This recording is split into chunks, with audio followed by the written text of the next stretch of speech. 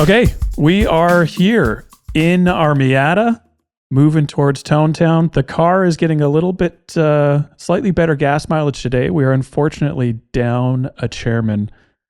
Brian is, in his own words, I hope I can say this, Brian, if you're listening, a hot mess today.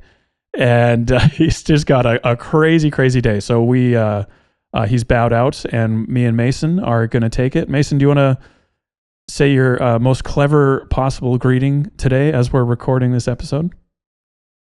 I'll put you on the spot. No, that's okay.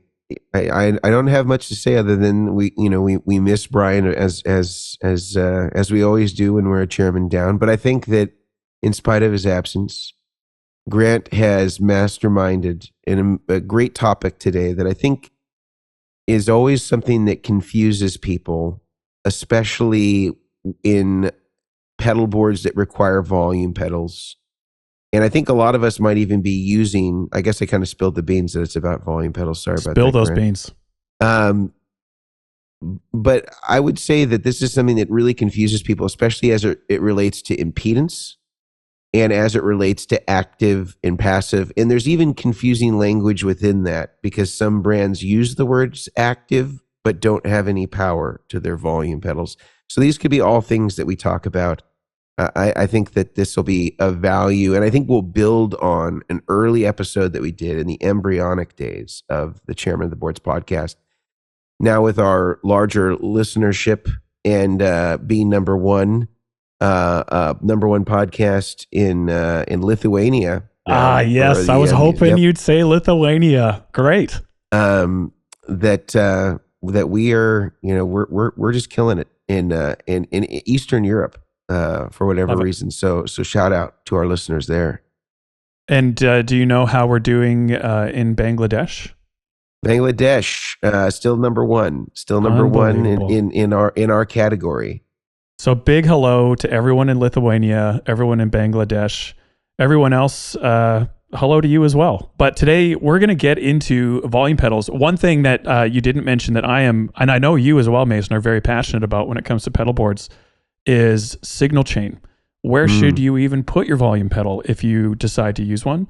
And this will have a drastic effect on how the volume pedal reacts with whatever has come before and what will come after as well. So why don't we first talk about impedance with volume pedals and the active kind of, the active circuitry in air quotes, if you're listening, or lack of active circuitry. Why don't you start us off there and maybe some of the common misconceptions we have when purchasing these types of volume pedals? So when people talk about impedance, or, if you go to a guitar store of some kind and you're saying you want a volume pedal and maybe you have a hip associate who says, great, what kind of impedance are you looking at? What he means by that typically is that volume pedals can fall into two camps. High impedance, which are generally designed to come right after the guitar. And so their impedance value for the potentiometer is generally matching what is in your guitar natively. So for most Fender style guitars, that's a 250K pot. For Gibson style guitars, that's usually 500K. However, there aren't very many 500K volume pedal pot impedances out there. There are some. There are also people that will modify something like an Ernie Ball to be able to accept it. But generally, when somebody says high impedance volume pedal, they mean 250K, maybe up to 500K. And they generally mean that the volume pedal will be coming right after the guitar. And again, the reason that is high impedance is your pickups are high impedance. We've sort of chosen a value as an industry that's saying that this is kind of going to do the least amount of damage based on what our pickups are used to seeing in terms of a pot value. By contrast, there is also low impedance, which is the other camp that volume pedals can fall into. And this means that it's generally designed to go after some sort of active signal. And this is where it can get confusing because some companies like Ernie Ball will use the term active volume pedal to indicate that they are using a 25K value potentiometer as opposed to the 250K which is the high impedance version. And this generally means that this is going in an effects loop of an amplifier, or this is coming after a buffer of some kind where the signal has already been converted to low impedance. Their description on their website about it is saying that it's designed for active pickups, and that's why they call it active volume pedal, because they're presuming that most people are going to put it first in their signal path, just like they did the high impedance volume pedal. And if you already have an active pickup, that's basically like you've taken the buffer, you've moved it into the guitar, and as soon as that guitar cable comes out, you're already converted to low impedance at that point. And so you would want to see this 25K pot as opposed to a 250K. Just again to clarify, high impedance means 250K generally, coming right after the guitar in most cases is where it's optimized. Low impedance means it's designed for either active pickups or after a buffer or an effects loop, coming generally later in the chain if you're using it more as a master volume as opposed to how to control your gain in terms of saturation and your level. We'll talk about that in terms of signal path, but those are kind of the generalized camps. There's also active as in powered volume pedals, which we can talk about as well. I don't know if you want just to confuse you a little bit further. Yeah. Yeah. There's active volume pedals. Or should we come back to that? Well, there's active pedals that are passive, and there's active volume pedals that are actually active, meaning that you need power. You need to supply power. They have a buffer in them, all that type of stuff. You're like, why don't we talk about that now? And then I have some questions for you as well. So the active volume pedals that actually require power, it's exactly what you said, Grant. So they have usually a buffer of some kind, which can vary in quality drastically. But essentially what the buffer is attempting to do is isolate the impedance, using that word again, of the volume pedal, because normally we associate volume pedals, especially as rig builders, as liabilities tone-wise, because you're running another potentiometer in series with the guitar, and it tends to load down the signal a little bit and give you a darker sound just by running through it, even if you're not attenuating the volume at all. And so to address this, a lot of guitar pedal manufacturers said, okay, we can get around this by putting a buffer in the volume pedal so it can drive that potentiometer and eliminate the tone suck. And there are some that do it to a greater or lesser degree, sometimes imparting a sound of their own, even though it maybe is an improvement upon the loss that might have been there had it not been active. But that's typically what people mean when they're talking about active powered volume pedal. So examples of this could be like a Hilton volume pedal or a Lely volume pedal, or I know Morley makes an active volume pedal. This is essentially what they're doing in order to combat the issue of tone suck as a consequence of using a volume pedal. And I think the other thing, which will kind of lead into signal chain, where should a volume actually go, is one of the, like with these active volume pedals, and I mean active as in they require power. For the rest of this episode, let's just say if we say active, we're meaning powered. If we say low impedance or high impedance, that's, a passive, depending on signal chains. But so an active volume pedal that requires power, the benefit there as well is you are no longer in a passive environment for the volume pedal. You can safely use the tuner out as well, which is generally supplied on active volume pedals. That's one of the benefits, is you now have a buffered split. Whereas especially depending on where you put passive volume pedals with a tuner out, if it's very early in your chain, that's a huge tone suck if you have a passive split before there's any buffers, and much less so, but still present for the keen of hearing. If you do a passive split later in your chain, you can actually notice that as well, even if it does come after a buffer, depending on some of your pedal choices. So I would say tuner outs on a passive volume, just out of best practices. I don't know if you would be the same, Mason. I try to avoid if I can. Oftentimes there's other pedals on the board that will have a buffered split in them, whether it's a MIDI switcher or some other pedal with maybe some sort of other secondary output. I will try and avoid using the tuner out on passive volume pedals. But on the Lely, I don't think, correct me if I'm wrong, I don't think Hilton has the tuner outs. I could be remembering incorrectly though, being another active volume pedal. But yeah, that's another one of the benefits there as well. Yeah, I would say I agree. You would really never want to use the tuner output on a passive volume pedal. I know it's there, and so people are like, "Well, this is great. I can have one less cable going into my rig," because you would only send the tuner out into the input of the tuner.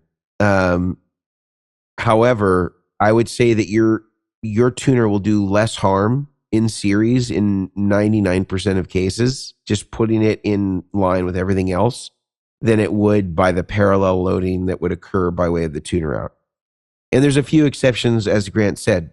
If you have a powered active volume pedal with a buffer, then that will be able to drive it at least to the point where you're gonna, if there is any loss, it will be negligible. Another thing you can do though is if you have a high quality buffer, let's say like a Goodwood audio buffer or a Vertex buffer, if they don't already have a tuner out on them, you could always have a Y cable come out of the output of the first input buffer, which is essentially what a tuner out is doing just internally. All it's doing is typically jumpering off of the output of that first buffer stage and just giving you a parallel output. And that low impedance is of a quality where it can drive that line effectively so that you could have a tuner out. So you could use a Y cable, which is basically a mono cable that goes into that output and then splits out to two other mono cables. One would feed the first pedal in the effects chain. The other would feed the input of the tuner. I don't know if you agree with that or disagree with that, but that is how every tuner out I've seen in any effects pedal buffer or whatever it is, that's how they're wiring it, and they're relying on the quality of the buffer to basically be able to drive both outputs. Yeah, no, that's great. So signal chain wise, if you're happy to move on to that, I think one of the questions that kind of started this whole idea of like we should probably chat about volume pedals again is every week when I'm chatting to people about signal chain, I get these, emails or phone calls with signal chain in front of me. And often, I was telling you even before the episode, probably about 50% of the time, I will see a volume pedal at the beginning of the signal chain. First thing, maybe even second thing, but basically very early on. And I ask the customer, why did you choose to put that there? It's not necessarily wrong, but I'm curious what led you to that decision. And a lot of the times, they don't really have much of a reason. It's just, well, I thought that's where it goes, and so I put it there, and here we are. And so I like to periodically, for a very short time, I don't want to say it's a high horse, but I like to just stand up on my soapbox and have a little chat about signal chain because I think a lot of people, and that is very tongue-in-cheek, by the way, but a lot of people... they don't really understand how important signal chain is and how important this chain of events on your pedal board, even if you have all of the exact same pedals, if you change the order of those pedals, it will sound like a different pedal board. And so how you place your volume pedal in this conversation has a drastic effect on how it reacts with your pedals. And so in my mind, I know some people, and please, Mason, I love it when people disagree on this thing, but in my mind, when people put a volume pedal at very early on, even if it's after a buffer, but anywhere early on in their chain, let's say before gain pedals, all I see in my head is a volume pot on your guitar, and directly after that, a volume pot on your pedal board. Like, why would you do that? And so I've had some people say, I've done the tests. I like my volume pedal early because I like having that control of my foot. I'm not as great with maybe the pinky on my right hand or left hand if you're a left-handed player. I'm not as great with like doing what I want with my hands. I like having that at my feet, whether it's swells or even just controlling how the level going into your gain pedals and how they clean up. They like doing it with their feet. Other than that, I've never heard a reason that is compelling to put a volume pedal early on. I'm curious if you've had a similar experience, and then we can get into why that differs when the volume pedal is later in the chain. Yeah, I think it's a redundancy for sure. And I think that some people have done it reflexively because that's just when DIYers took over sort of the social media posts and the gear pages and Harmony Centrals of the world, and you just saw people posting rig pics.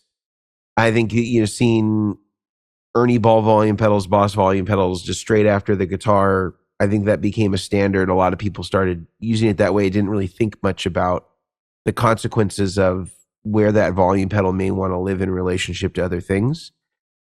I also think that people think that somehow they're muting unwanted things by putting it later in the chain.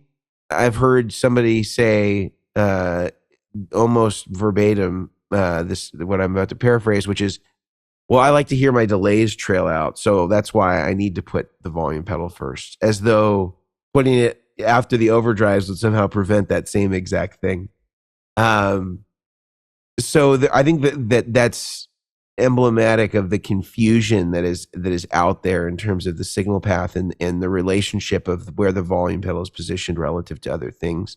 And I think you're absolutely right. Like, unless you're inefficient at being able to use your fingers to roll your volume pedal, to roll your volume potentiometer on the guitar back, putting it in the first position, I think is a waste of the function of the volume pedal. So we're in agreement then. Yeah, we're in agreement.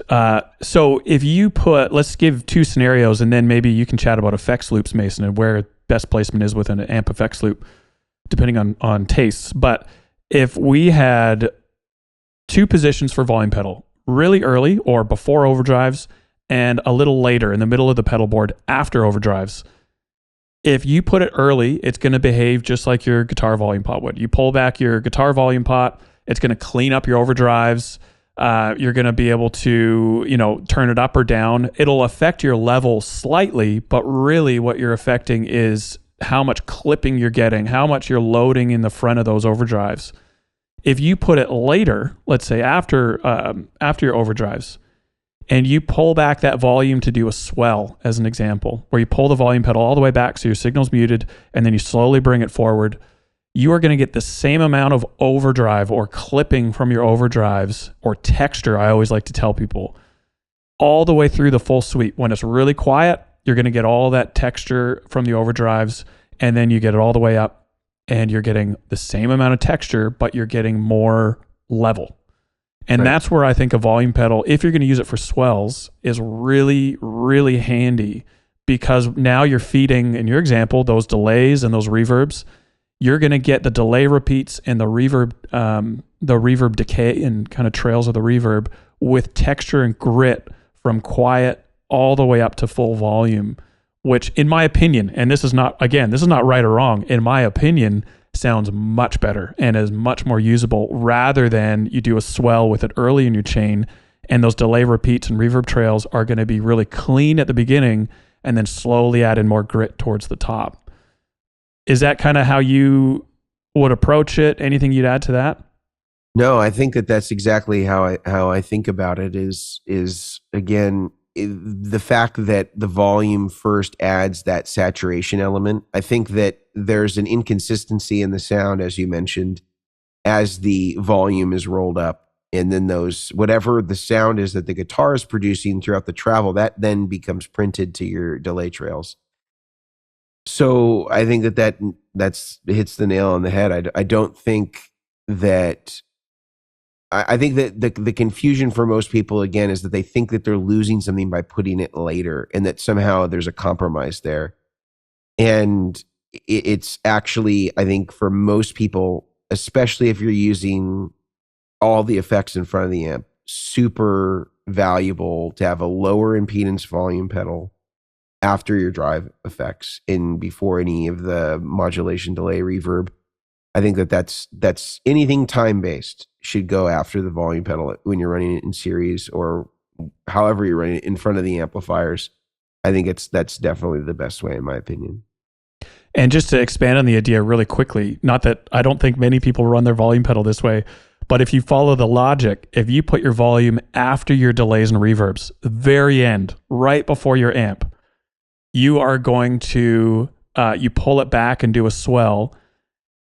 you are going to be fading in. It's going to be almost like a mute switch at the end of your chain. You pull it all the way back. You will not get any trails. You will not get any repeats after you pull it back. And then you push the volume back up, and it's going to sound, it's like you're taking the volume pot on your amp and turning it up from 0 all the way up. You're not going to get that same effect. Or just your front of house guy just taking your fader and just going. Exactly. It's not going to sound pretty. Let's just put it that way. So I think that's why, again, logically speaking, most people don't put their volume at the very end, even though stereo volume pedals exist. They are out there. I think that would be for different uses. And just in case that question was floating around in anyone's head, that is kind of why. It's just sounds a little anemic and doesn't really do what most people would probably say sounds musical. Is kind of why. But what about effects loops? I see you as an effects loop aficionado, if that title is not being thrown around too loosely. What about effects loops? And let's say we have 2 overdrives, an effects loop, a delay, and a reverb. Where should someone consider putting a volume pedal? Almost always right after the effects send. So, the guitar, any of the effects in front of the amp, they go in front of the amp. You come out of the effects send, first thing it hits is the volume pedal. Then it would hit delay and reverb, or reverb delay, whatever sequence you wanted those to be in. And the reason why you would do that is, as opposed to running it before the amp, especially if it's a channel switching amplifier that has gain and distortion, it would be, in essence, if you're using distortion, the same as running the volume pedal before the overdrive pedals. It would have the same function where it's going to clean up the overdrive, and it's also going to be attenuating the volume. So it's not only going to be affecting level, it's going to be affecting saturation. Whereas if you put it after the preamp, which is essentially what the input to send is just capturing the preamp aspect of your amplifier, you're able to use it as a more of a master volume at that point and sort of have the same effect as you would if you were using amplifiers that didn't have effects loops and you're running, the volume pedal after the overdrive section. It's essentially emulating that equivalency, but in an amplifier with an effects loop. And I would say for the majority of the effects loops, the low impedance volume pedals are, again, going to be ideal. There aren't standards for effects loops, which is something that I always say to people, because there'll be customers of ours that will say, well, this pedal worked great in this amp, but then I moved it to this amp and it doesn't work anymore. Is something wrong with the pedal or something wrong with the amp? And it's that the manufacturers are not talking to each other and saying, hey, we're going to all standardize to like this level, this impedance. Nobody does that. And so every manufacturer has their own version of how they're going to do effects loops. Some of them are active, some of them are passive. I would say in most cases, a low impedance volume pedal is always going to be what's going to be the most compatible with the majority of effects loops. And I know you put me onto this product for effects loops that are maybe, going down the train of thought that maybe not all effects loops are created equal. You have talked about the Kleinulator in the past being something to kind of help maybe even the playing field a little bit. And in that case, the Kleinulator would come after the effects send, kind of condition the signal a bit more, and then you could send into a volume, and you'd have a lot more. It would make your life a little bit easier if your amp is not playing nice with the pedals. Yeah, the Kleinulator is a great product. So it's designed to take a passive loop and turn it into an active loop, because generally you never want to have a passive effects loop if you're going to be running effects from the amp all the way down to the pedal board, because a passive effects loop is very inefficient at driving long lines of cable, and it will degrade the sound considerably. And this is why on famous amps that have passive effects loops, like a Dumble, for example, primarily have passive effects loops. This is why the Dumbleator existed, which is his version of taking his passive effects loop and making it an active one, and then sending the effects either to a rack or to a pedal board, and then they bring the signal back to the Dumbleator, which is again sort of like isolating the impedance in the effects loop and conditioning the line so you didn't get any loss. This is essentially the Kleinulator is that, but in a pedal based format. And I think you can even see there's like a famous sort of mystery pedal on John Mayer's Pedalboard called like a box later or something like that. And it's essentially, I think, a solid state version of a Dumbolator, which is what the Kleinulator is. So if you were curious about what that does, you could potentially, and you can't have access to this rare sort of JHS effects loop box, you could buy Kleinulator and essentially do the same thing, although it doesn't have a bypass on it. But I'm sure you could always put a 3-pole double throw foot switch on there if you needed to. Yeah, nice. I want to keep chatting about effects loops. I have a couple more questions and thoughts there. But before we do, I'm going to throw back to you, Mason, for a couple of the sponsors that make the podcast possible. It would be my pleasure. And these sponsors have been really great to us and also to our listeners, consequently, the first of which are our friends over at the Guitar Sanctuary. And the Guitar Sanctuary is the Texas, Dallas, Fort Worth area's premier dealership of boutique and sort of larger brand Fender style effects and guitars and amplifiers. They have it all. Whether you want to get Goodwood or Vertex, or whether you want to get Sir and Mesa Boogie, they have all of it there. And you might even see the great Andy Timmons stop by, who is a regular shopper there at the Guitar Sanctuary. And you might head on to the back and see Brian back there building some pedal boards. Head over to theguitarsanctuary.com or visit them in person in McKinney, Texas. Tell them the chairman sent you. Also, our friends over at Neural DSP are offering our listeners a code for 30% off any of their plugins that are 90 days or older. And their latest release of the Morgan Amp Suite, which has the SW50, their Dumble-inspired clean sound, the PR12, which is a Princeton reverb with a 12-inch speaker, in addition to several other amplifiers, are all available in that suite. That just passed the 90-day threshold. They sound amazing. I've been using it pretty regularly with, I got a new Novo Cirrus J, my first entry into the Jazzmaster style guitar. And I've been really digging that just as a practice tool, just to get something up quickly, put down some tracks. I've really been loving it. And they also, just to mention this, have already teased out that in the future, any of these plugins may be available to actually transfer onto your Quad Cortex. So you can use the plugins that you've already purchased and use those inside of the Quad Cortex here in the near future. You also have Cortex Control, where you can do all of the modifications and changes to your Quad Cortex from your desktop, which is an extremely handy thing to be able to do just to help dial in those sounds a little bit better. And if you're a person who's a switcher person like me, this is a little bit more akin to the way that I'm used to seeing sort of the display and how I might go about setting up my presets. So head over to neuraldsp.com, use the coupon code Chairmen, CHAIRMEN, get 30% off any of the plugins and get playing some great tones. Check out that Morgan Amp Suite in addition to all the others that they have. Love it. So we were chatting effects loops, and I have an analogy in my head that I always chat to other people about, anyone that will listen. So far, my wife is not on board to hear about this, but I think by the end of the year, I'll get her.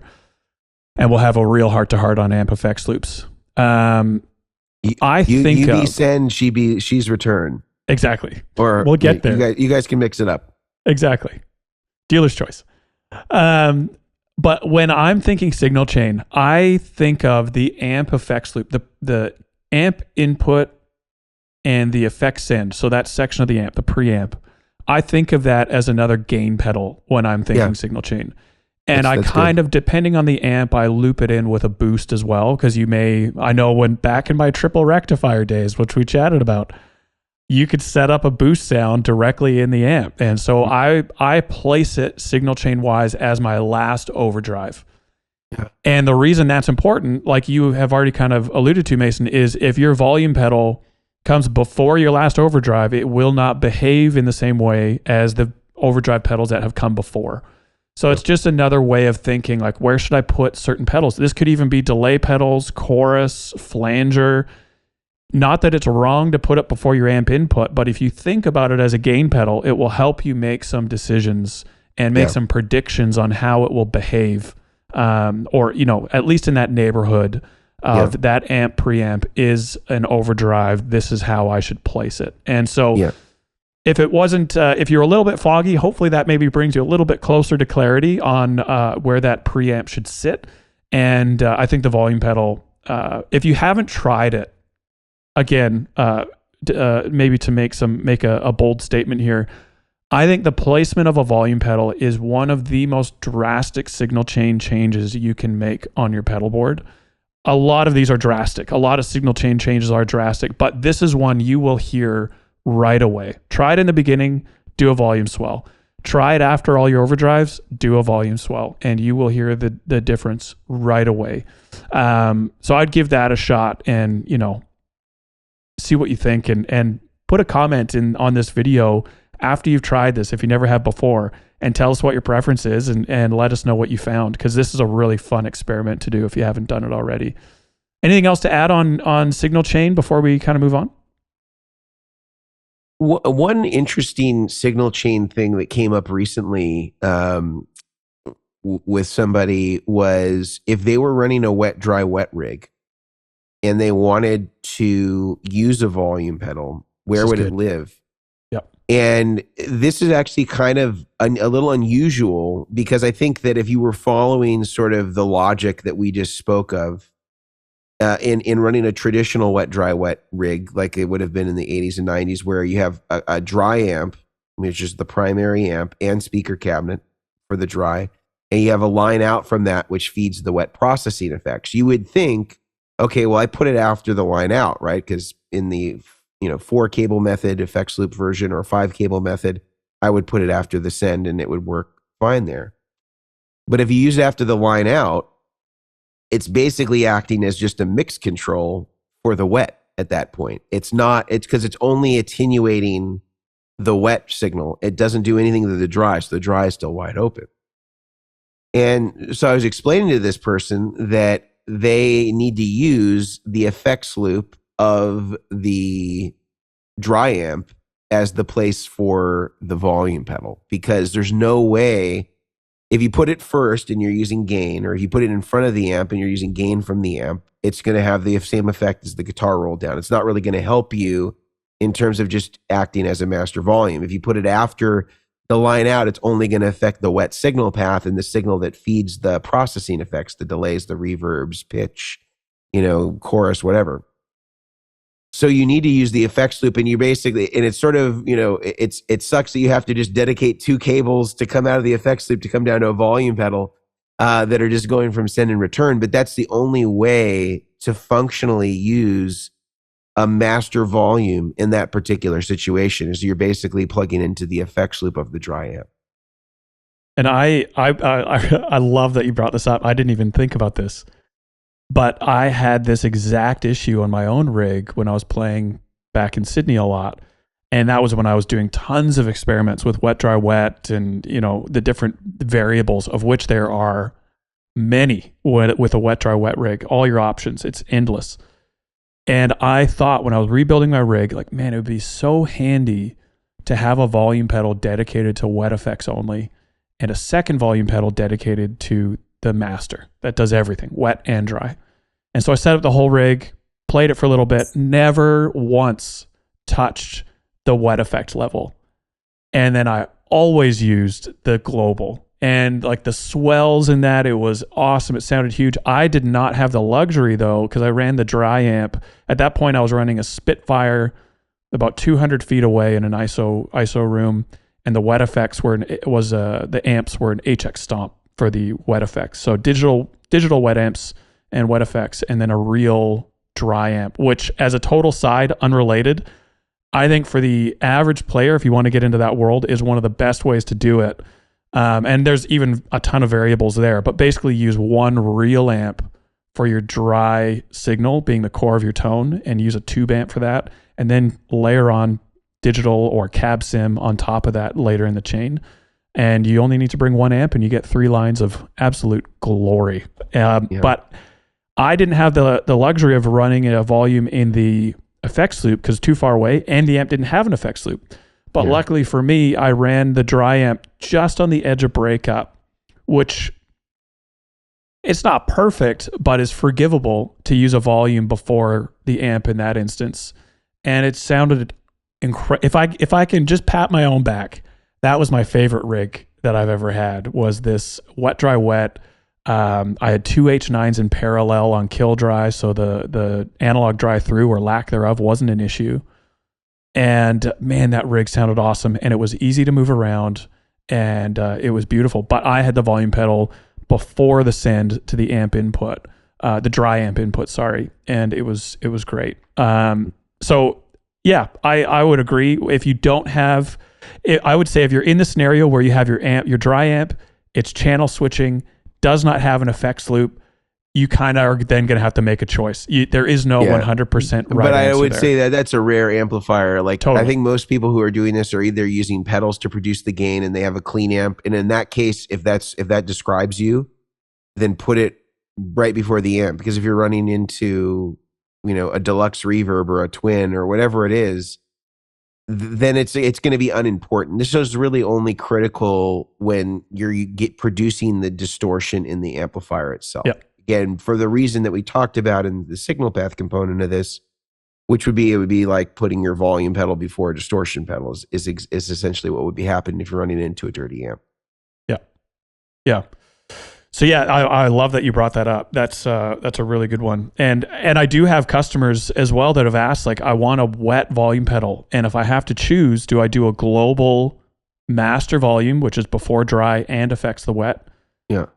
Or do I do a wet only? And I have never been able to wholeheartedly, even after they explain how they want to use it, I've never had a scenario where I can wholeheartedly recommend a wet only volume pedal over a master. It's just never happened. Not saying that it can't exist, but I've never come across a scenario where it feels like the right decision for that player and their context. I would still, what I can wholeheartedly recommend is try them both for yourself and see what you think. But if you think about the signal chain logically, if you ever want to do a swell and you have a wet only volume pedal, you are going to do the attack on the guitar. And to use your words, Mason, the dry amp is going to be wide open. So you're going to get that initial hit of the guitar into your dry amp at full volume. And then after that, abrasive thing has just hit you in the face. You're going to slowly and gently fade in these wet effects on top. And the damage is done at that point. You've kind of, you've already shocked your audience. So I think it would have to be a very specific scenario for that to be the right decision. And I can't really think of what that would be, if I'm totally honest. Yeah. So yeah, I think that is great. I'm happy signal chain wise if you are. Yeah. And I wanted to move on to some of our current favorite volume pedals. And unless there has been a drastic change on your part, in your opinion, I think we're going into this having different favorites, which I love. I really want to talk about why we prefer these different options. So why don't you go first and tell us about what you use, if you even use a volume pedal these days. I'm curious where you're at in that area. Yeah. So I've actually been going into this to a degree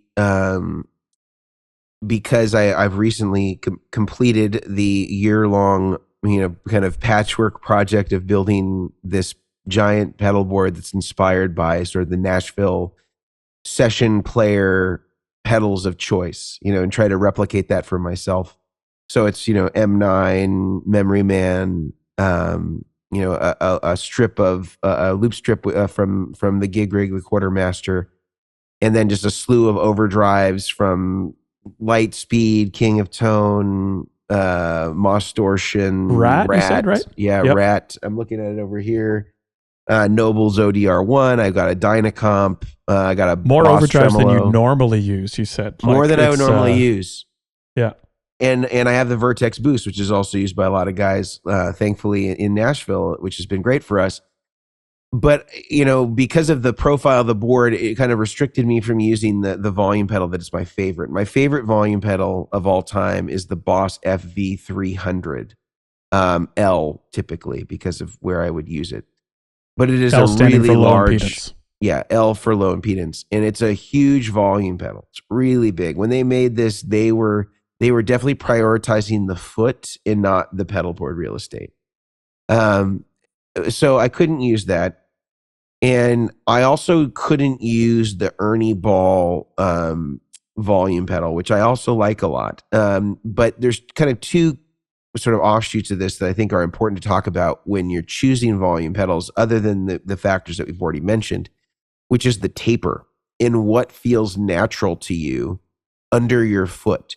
Because you can get the right volume pedal in terms of the spec of the impedance that meets all the needs of your rig.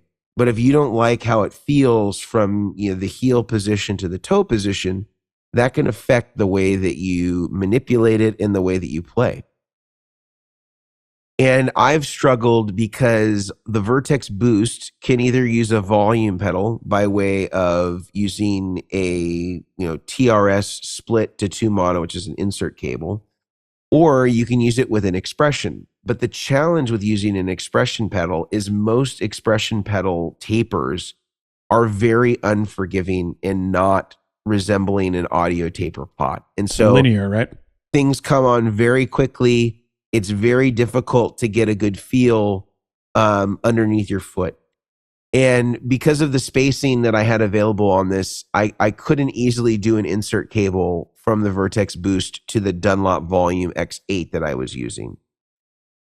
And so I was using it. It was workable, but it was definitely fast. And so I went and bought a bunch of different expression pedals to see if I could find one that resembled more of a volume pedal taper to use in this situation. I should also mention that most expression pedals have a very low impedance, lower than most guitar pedals, which is great for this purpose that I'm using it for with the Vertex Boost, which most of these are around 10K. And I tried everything I could get my hands on. I'll tell you what the best taper expression was. You're not going to believe it. Any guesses? More. Oh, no, not more. I thought you were just saying like more information. Oh, no. More pedals. No, it was the Boss EV5 or the Roland EV5. Okay. That is by far the smoothest taper. Like that to me feels very similar to the smoothness of the Ernie Ball or the smoothness of the FV300, which I really love. And is EV, that's expression volume? Like, is it a dual purpose? I think that's what it stands for. And what I did with it to make it just fit a little bit better on my rig is I often will buy these TRS 1/8" jacks that have a 3-foot lead length on them, and I just substituted the existing 1/4"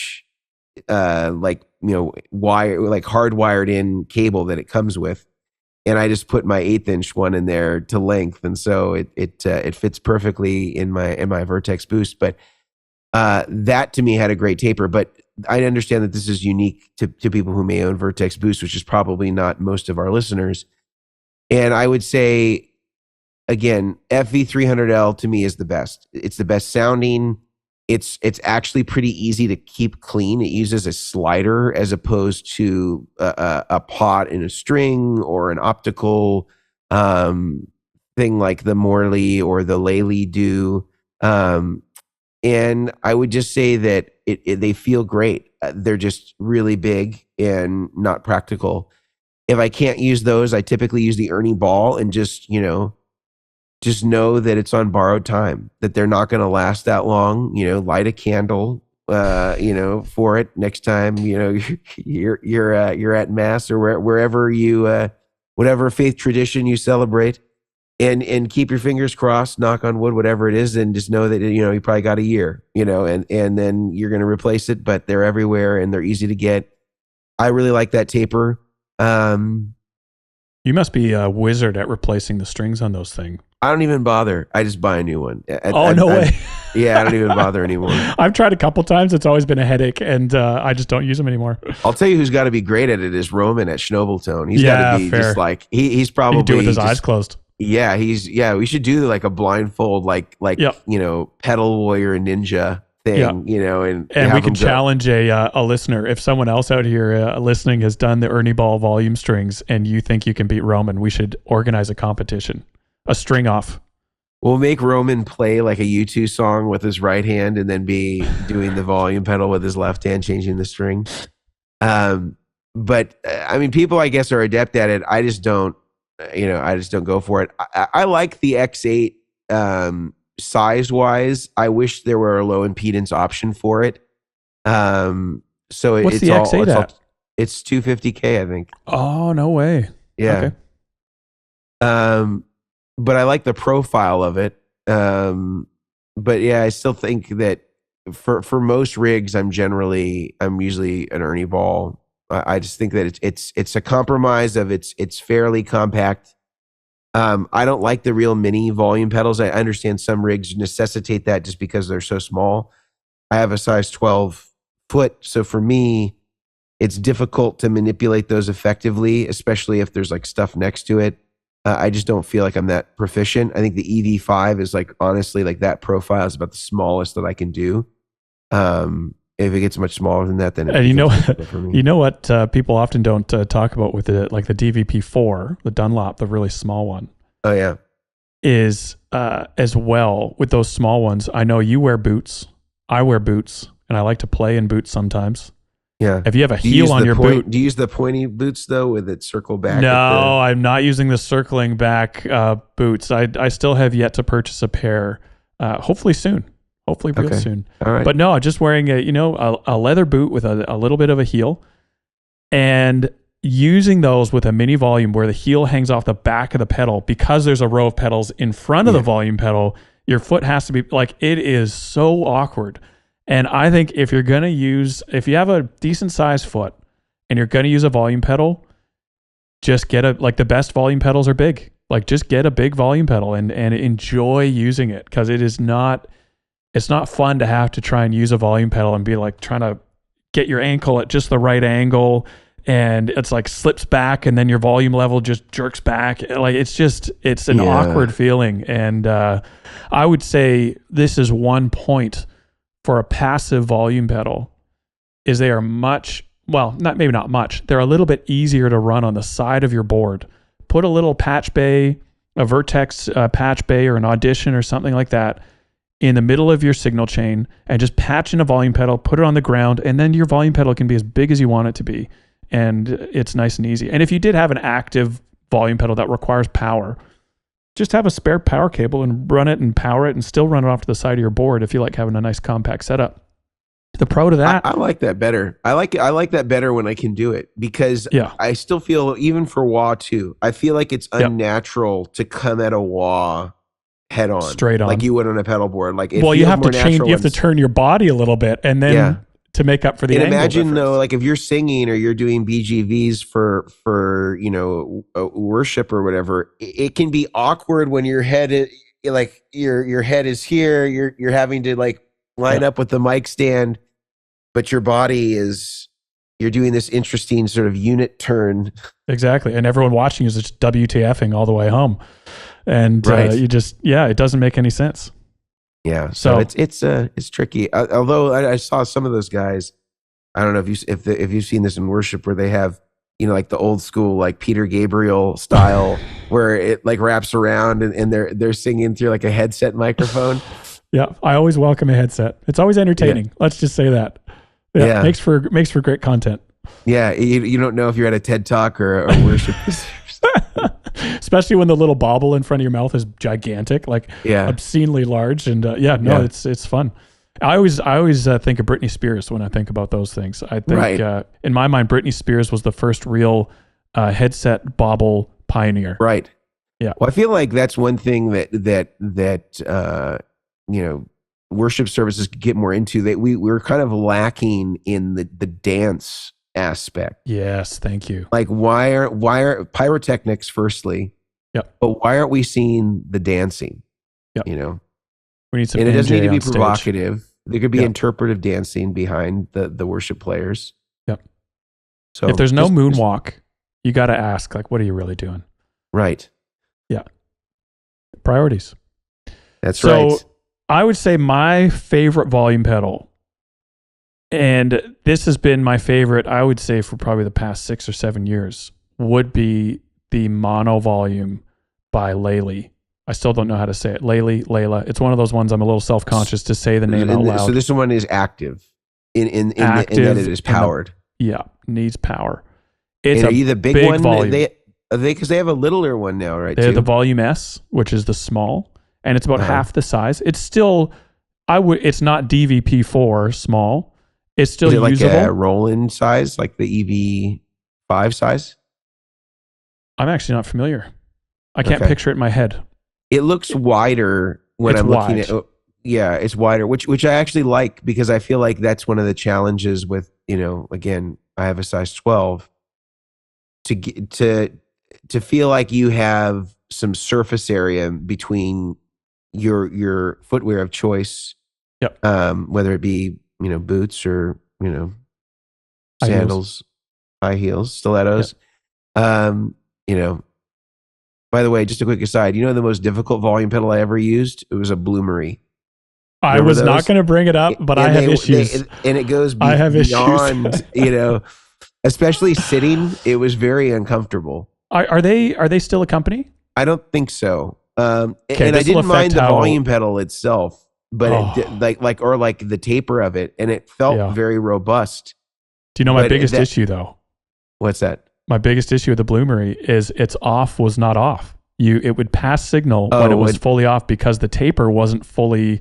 There was a manufacturing issue with it, and you turn it all the way off, and you could put a boost in front of it, and you could see the taper doesn't go all the way to 0. It would stop a few millimeters short, and it would pass signal, and it drove me crazy. And the only reason I'm saying this is because they are no longer in business. But yeah, I mean, if you're going to design a volume pedal, in my mind, one of the key functions of a volume pedal is that it turns all the way off.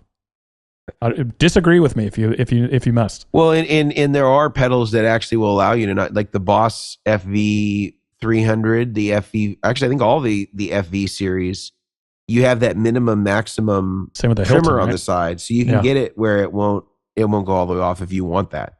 Yeah, so if you like that, there are options for you. But I did like. I liked how heavy the Bloomery was, but it was too narrow for me. Again, I think we both have similar size feet here. Are you have a width a 2E? Oh, see, I don't know width here. I can't speak that language. Probably not. I would say I have an average, not excessively wide foot. My foot is shaped like a submarine sandwich. Yeah. Okay. I love a good sub. This for all the people out there with a foot fetish. This is the podcast for you today. Right. Well, yeah. We'll start the Chairmen After Dark. Yeah, exactly. This can go on the Chairman OnlyFans. But I really do. Having a humongous volume pedal, I understand for pedalboard space, if it needs to go on your pedalboard, is not ideal. But man, the usability of it, I feel like it's almost worth it. If you prioritize a volume, I would say don't try and go for the smallest possible volume out there, because it is just a nightmare to use. And you end up hitting other pedals, you turn knobs, you turn pedals on and off. It can kind of wreak havoc from a practicality point of view, where you have the pedalboard in front of you, like, oh, I finally made it fit, the layout's working. And then you go to use it, and like, this is the most frustrating thing to actually practically use in its context, let's say. Yeah.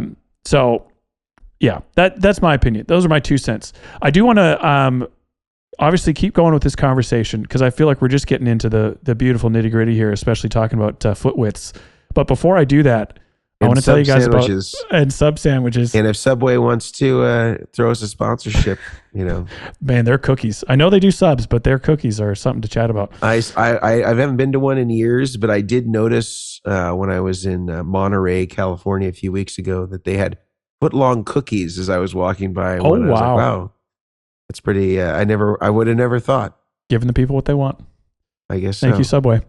But they are not one of our sponsors today. Mono Creators, however, is one of our sponsors today. I and Mason and Brian are big fans of Mono, from their backpacks to their soft pedalboard bags. But one of the most recent additions is actually their power supplies. They have a Subway sandwich shaped power supply, if I can go there, on a smaller scale. Mason has one on screen if you are watching on YouTube. It's kind of the size of a power bar, a power strip, where you plug in multiple power outlets. It's wide, it's narrow, the specs are impressive, huge milliamps per outlet, selectable voltages. It's got it all. Check out the Mono Creator power supplies. They come in a few different sizes as well, with multiple, with different amounts of outlets. They do it all at Mono, and check them out at monocreators.com. And we have a code for you, Chairmen, CHAIRMEN, and you can get 10% off any of the items I just mentioned, along with pedal boards and a few other accessories as well. So monocreators.com, use the code Chairman for 10% off. I also want to tell you guys about BTPA. I email a lot of people in a week. Every week, though, I email Brad at BTPA asking for some obscure part number. Do you carry this? I have this problem. How can you help me solve it? And Brad has never let me down. Whether it's D sockets, which is probably one of my most common questions, is do you have this part number for D sockets, which are those, on the side of pedal boards, side of angled pedal boards is often where you'll find these.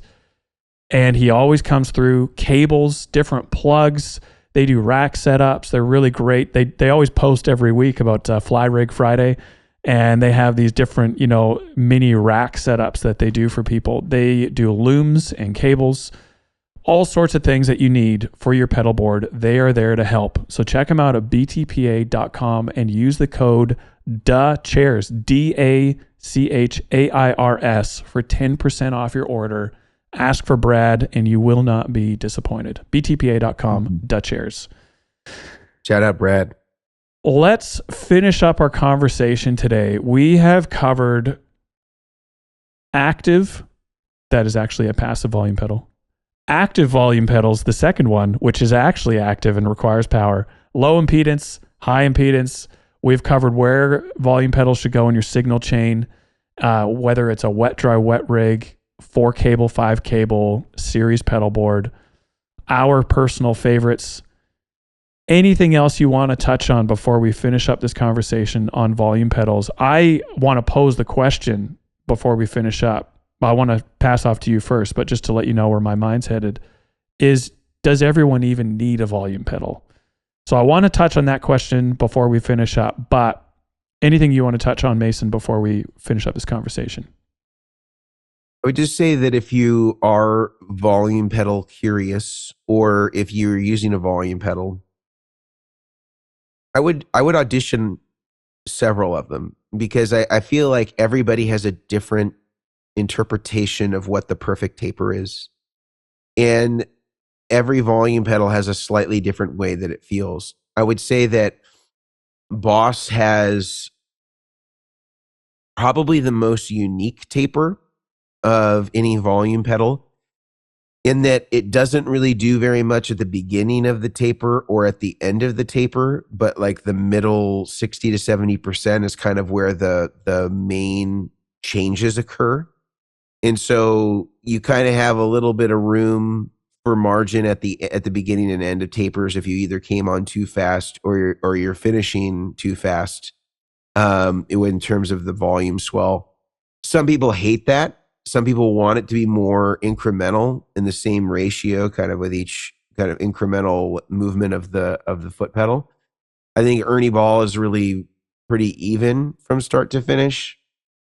I don't have a lot of experience with the Lele one, so I can't speak to that one. The Dunlop one, I think, is fairly resembles the volume or the Ernie Ball. Although one issue that I always have with the Dunlop one is I don't feel like I can tension it properly. Agreed. To where it doesn't feel like it's too loose, like it's not loose.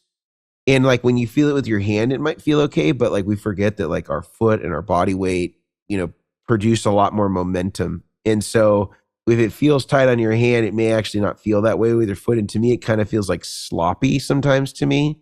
Whereas I feel like the Ernie Ball has a much more like heavy feel, and I like a bit more resistance. Feel. Yeah, I agree.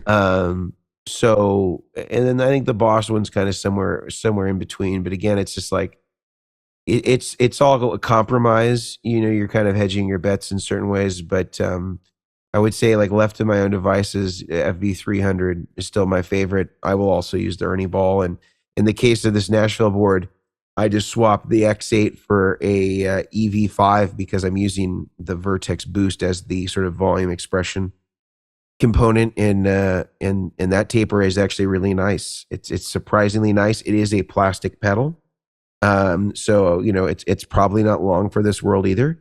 But it did shave a little weight off the pedal board, which isn't a bad thing.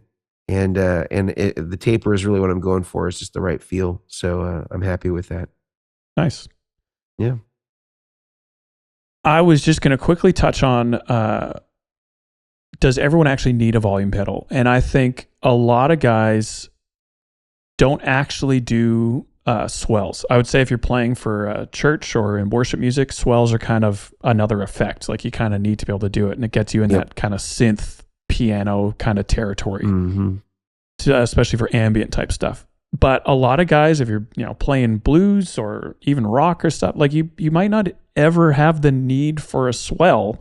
In which case, maybe you don't even need a volume pedal. And this is where I would put the challenge out to, if you're even a little bit curious, could I get away with without a volume pedal? Sorry, just take it off your board and see if you can find another way around it if you ever need that sound, whether that's substituting your guitar's volume pot, which will be a different sound, but maybe that'll suit your needs, or you have other effects on your board that might come close, or maybe you just are in the camp of you take it off and it's like, I actually don't miss it at all. A volume pedal is a heavy... Put a stutter switch on your exactly. guitar. Also a great option. A volume pedal is a big and heavy pedal, unless you're getting, a plastic version of it, but still it takes up a lot of space. And so if you can get away without it and simplify your rig, I think that's even better than putting one on just in case, from my personal opinion. The less pedals you can have on your board and still get what you need out of it, I think you are doing better. I also wanted to touch on, and feel free to interrupt, Mason, or add anything there, but I have a hack in the last 2 minutes that we have here. This came out of conversation I've had a couple of times now with the Quad Cortex, actually, but this applies to other units. I've had customers that have a volume pedal or something like a Dunlop, which has the option for volume or expression built into it. And they have set up their Dunlop to be an actual volume pedal. It's in series with their signal, and it can only behave as a volume pedal. Maybe you put it in one of the effects loop of the Quad Cortex, and you can use it as an actual analog, let's call it, volume pedal. But one of my suggestions in this instance, when you're using multi-effects or a unit of that nature, is plug in your volume pedal or your dual, your volume/expression, use it as an expression pedal and control a block within your multi-effects. And now you can create presets where on preset 1, the now expression pedal is behaving like a volume. Preset 2, it can control any other parameter that expression can control. Delay, mix, repeats, volume, decay, overdrive levels, boost. And it just opens up your options. And maybe you hook it up as expression. You only ever use it as volume, but you know that you are a little bit more future-proofed to open up your options moving forward. So you just bypass the loop that it's in for that preset, and then you would activate an expression function that it would control. Sorry, so you would actually not hook it up into your signal path at all. You would plug it into the expression jack of the Quad Cortex. I see. And it's only hooked up, as far as hardware is concerned, it's hooked up as an expression, but per preset, you can use that expression pedal as a volume pedal. I see. Or as an expression pedal. I see. Or both. Okay. Yeah. And so that's been a nice kind of workaround to leave options open for people moving forward as far as a volume pedal hack, let's say. Okay. So I don't know if you have any last thoughts to add before we finish up. No, I think that was everything for me. Of course, there's always the what about questions, and I'm sure that if you have those and you haven't already put them in the chat, put them in the comments. And if you're listening, you can head over to YouTube, and we try to respond to questions in the comments. So feel free to do that, or you can email us. I think our contact information is there. Otherwise, we all have websites. We're pretty easy to find, and we'd be happy to talk to you about your volume pedal queries. And I think that's it for me. Great. Awesome. That's it for me as well. Thanks, guys. All right. We will see you next week for another episode. See you next week.